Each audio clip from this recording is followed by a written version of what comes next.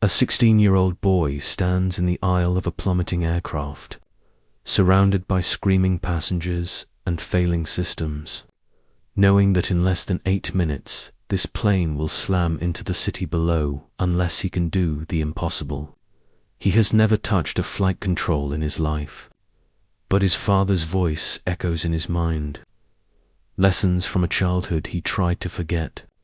And now those memories are the only thing standing between survival and catastrophe. Before we dive in, what time are you listening? Where are you from?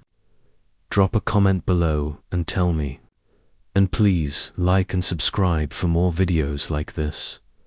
Marcus Webb sits in seat 23A, his forehead pressed against the cool window, watching clouds drift past like cotton pulled apart by invisible hands. He is 16, flying alone for the first time, heading to a summer engineering camp his school counselor convinced him to attend. His mum saved for months to afford this ticket. She said it would change his future, give him opportunities. Marcus is not so sure. He feels out of place already, surrounded by business people typing on laptops and families chattering about vacations. He is just a kid from the south side, wearing his oldest sneakers and carrying a backpack held together with duct tape. The flight attendant smiles at him when she passes, offers him a soda.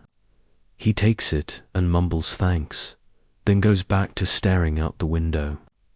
30,000 feet below, the world looks peaceful, organized. Nothing like the chaos of his neighborhood. Up here, everything makes sense. The plane has been in the air for 40 minutes when Marcus notices the first sign of trouble. A faint burning smell, like electrical wires overheating. He sniffs the air and glances around. No one else seems to notice. He tells himself he is imagining things, but then the smell gets stronger, sharper. A woman 2 rows ahead wrinkles her nose and looks around, confused. The man across the aisle closes his laptop and frowns. Something is wrong. Marcus feels it in his gut. The cabin lights flicker once, twice, then the entire plane shudders. A violent jolt that sends plastic cups tumbling from tray tables. People gasp. A child starts crying. The intercom crackles to life and the captain's voice comes through, steady but tight with tension. He says they are experiencing technical difficulties. He asks everyone to remain calm and return to their seats. The seatbelt sign dings on. Marcus is already buckled. His hands grip the armrests as the plane tilts slightly to the left. His stomach lurches. This is not normal turbulence. This is something else. The lights flicker again, and this time they stave off for 3 full seconds before coming back on. Dimmer than before. The screens on the seatbacks go black. The air conditioning stops humming. Marcus hears a woman behind him praying quietly. He wants to tell her it will be okay, but he cannot make his mouth work. His throat is too tight. The plane tilts further, the nose dipping down at an angle that makes his heart slam against his ribs. They are descending, fast, too fast. He looks out the window and sees the ground rushing closer, fields and highways growing larger by the second. Panic rises in his chest. He thinks about his mum, his little sister. He wonders if this is how it ends, in a metal tube falling from the sky with no warning and no chance to say goodbye. Then the cockpit door flies open and a flight attendant stumbles out, her face white as paper. She is shaking. Her hands tremble as she grabs the intercom phone.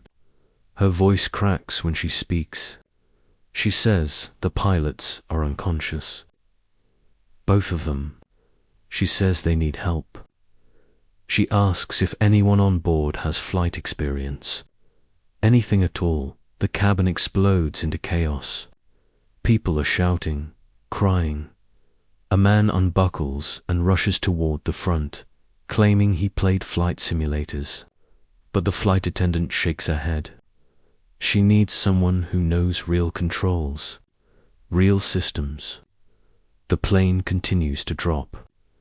Marcus can feel it in his bones, the sickening sensation of falling.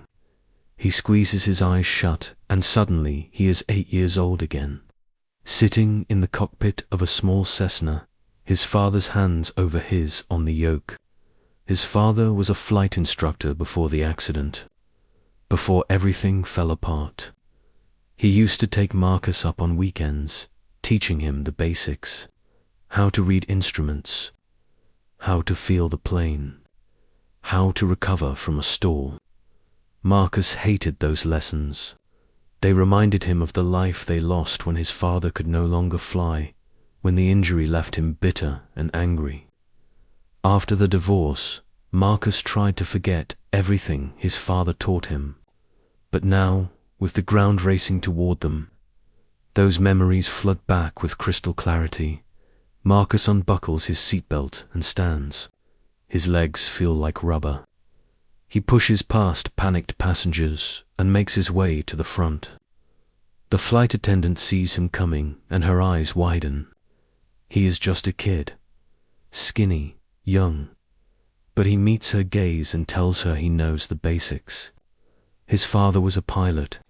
She hesitates for only a second, then grabs his arm and pulls him toward the cockpit.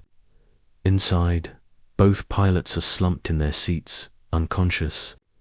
The control panel is a mess of blinking lights and dead screens. The yoke is loose, the plane flying on momentum alone. Marcus slides into the captain's seat, his hands shaking so badly he can barely grip the controls. He has never been in a cockpit like this. His father's plane was tiny, simple. This is a commercial jet with hundreds of systems he does not understand. But the fundamentals are the same. Keep the nose up. Control your speed. Find a place to land. He takes a deep breath and wraps his fingers around the yoke. The plane is in a shallow dive, losing altitude fast. Marcus pulls back gently on the yoke, feeling the resistance. The nose lifts slightly and the descent slows. Good, that is good. But they are still dropping. He scans the instrument panel, looking for the altimeter. There, 12,000 feet. They have maybe 4 minutes before they hit the ground. His mind races. He needs to level out the plane. He needs to find an airport. He needs to figure out how to land this thing without power to half the systems. The flight attendant is behind him, asking what she can do. Marcus tells her to try the radio, get help. She grabs the headset and starts pressing buttons, but the radio is dead. No response. They are on their own. Marcus looks out the windshield and sees the city sprawling below them. Buildings, highways, thousands of people who have no idea a plane is about to crash into their lives. He cannot let that happen. He will not. He remembers his father's voice. In an emergency, fly the plane first. Do not panic. Do not overthink, just fly. Marcus pushes the yoke forward slightly, picking up a bit of speed to keep the plane stable. Then he banks to the right, turning away from the densest part of the city. He needs open space. A highway, a field, anything. His eyes scan the landscape, searching desperately. Then he sees it. A long stretch of empty highway cutting through farmland, straight as an arrow. It is not a runway, but it will have to do. He adjusts course, lining the plane up with the highway. The altimeter reads 8,000 feet. 3 minutes, maybe less. The plane is still descending, still too fast. He needs to slow down. He remembers the flaps. They increase drag and slow the plane for landing. He searches the control panel and finds the flap lever. He pulls it. Nothing happens. No power. The flaps are not responding. Marcus curses under his breath. He is going to have to land this thing at full speed. 7,000 feet. The highway is directly ahead now, a grey ribbon cutting through green fields. Marcus can see cars on it, tiny dots moving in both directions. He needs them to move. He needs that highway clear. But there is no way to warn them. No way to communicate. He just has to hope they see the plane coming and get out of the way. 6,000 feet. The ground is so close now, he can make out individual trees, farmhouses, fences. His heart is pounding so hard it feels like it might explode. The flight attendant is praying behind him. Other crew members have crowded into the cockpit, watching in stunned silence. 5,000 feet. Marcus pulls back on the yoke, trying to shallow out the descent. The plane responds sluggishly. It wants to drop. It wants to fall.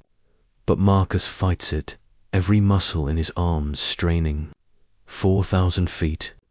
He can see people in the cars below, can imagine their faces looking up in horror. 3,000 feet. The highway is right there. Close, so close. But the plane is coming in at the wrong angle. Too steep.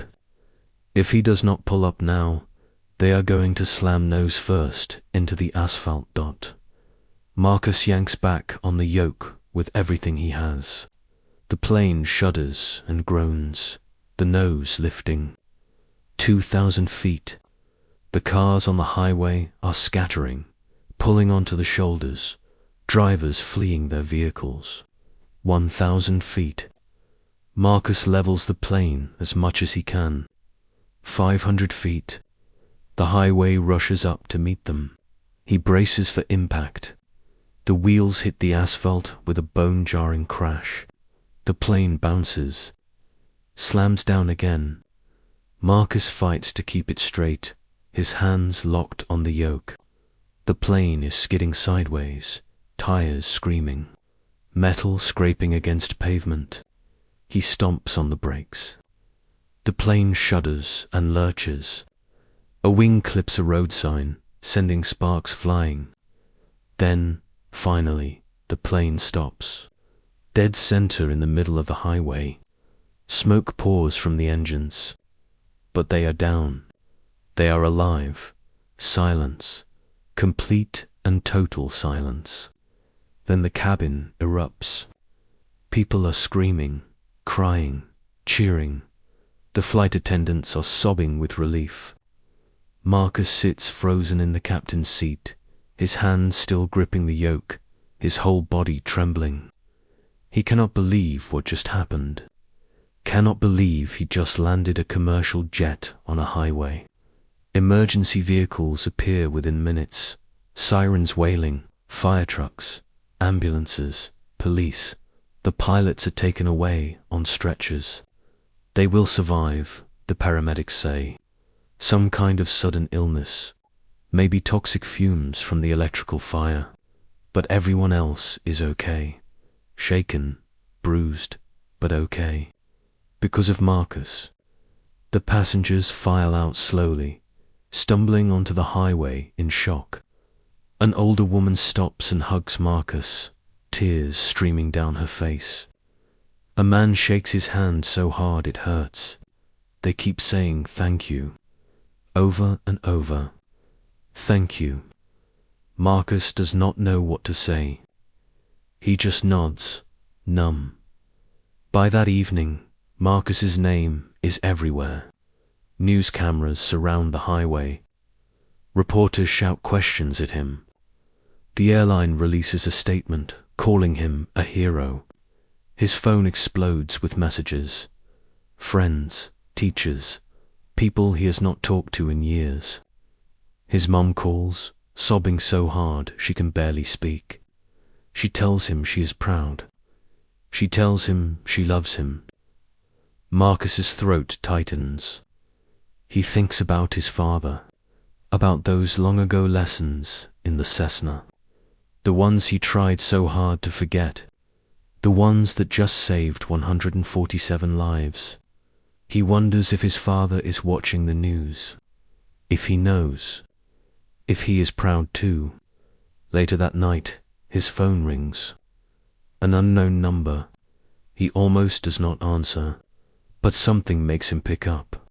His father's voice comes through, rough and choked with emotion. He says he saw the news. He says Marcus did the impossible. He says he is sorry. Sorry for everything. For the anger, for the distance, for not being the father Marcus deserved. Marcus listens, tears running down his face. And for the first time in 8 years, he tells his father he loves him too. The story spreads around the world. The teen who saved a plane. The boy who refused to let fear win. Marcus is invited to meet the president. The airline offers him flight training. Colleges reach out with scholarship offers. But Marcus does not feel like a hero. He feels like a kid who got lucky. A kid who remembered his father's voice at the exact right moment. He thinks about all the people on that plane. The families. The children. The futures that could have been erased in an instant. And he realizes something. We are all capable of more than we think. When the moment comes, when everything is falling apart and there is no one else to help, we find strength we did not know we had. Marcus found his 30,000 feet in the air with a plane falling and lives in his hands. And he did not let them fall. So if you like this video, please like and subscribe for more videos like this.